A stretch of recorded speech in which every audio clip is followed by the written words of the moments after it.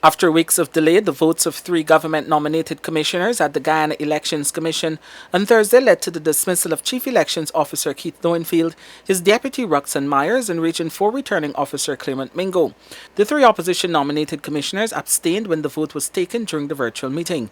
With the 3 votes in, there was no need for Chairwoman Justice Retired Claudette Singh to vote. Termination letters will now have to be written by Justice Singh to give effect to the vote taken on Thursday.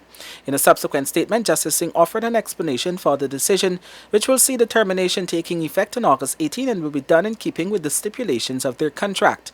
She said that although they hold public and statutory office, they are not public but rather contractual officers. They have no security of tenure and their respective contracts stipulate the terms by which they are bound. Accordingly, the officers will be paid 3 months' salary in lieu, inclusive of all allowances under their respective contract, as well as payment for remaining days of vacation leave, if any. Singh said that it is trite law that not even a court can enforce a contract for personal services against an employer terminating the contract.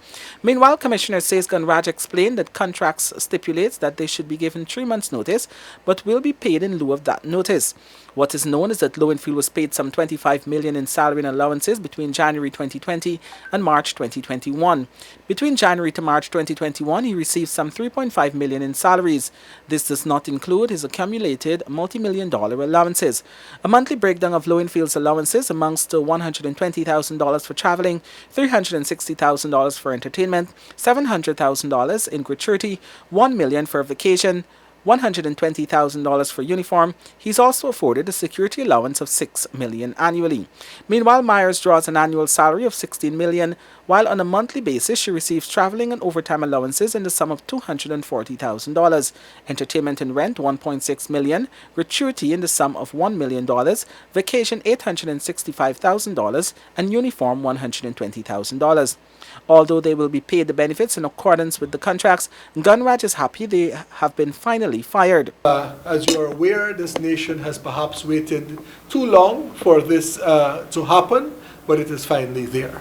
Gunraj explained that the next thing is to advertise the vacancies and have the post filled by persons who can conduct themselves with dignity and in an ethical manner. Those posts will have to be filled, and they will be filled through the normal procedure.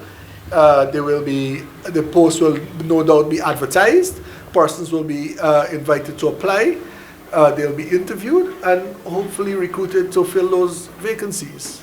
Gunraj believes the removal of Lowenfield, Myers and Mingo would also support in large measure the successful holding of local government elections this year. As I have always maintained, the holding of local government elections within the statutorily defined time is imminently possible. I still maintain that there are still a few months to go, and as is everything else in life, where there's a will, there's a way. And I believe that if the Guyana Elections Commission is serious about holding the elections as contemplated, we can put our shoulders to the wheel, ensure that these vacancies are filled in a timely manner, and the necessary preparations for the holding of elections are done. The vote for their dismissal comes 3 days after Lowenfield, through his attorney Nigel Hughes, withdrew an application made in the High Court which challenged a motion before Gecom for his dismissal. The decision comes after more than a year of calls for the 3 senior functionaries at Gecom to be dismissed.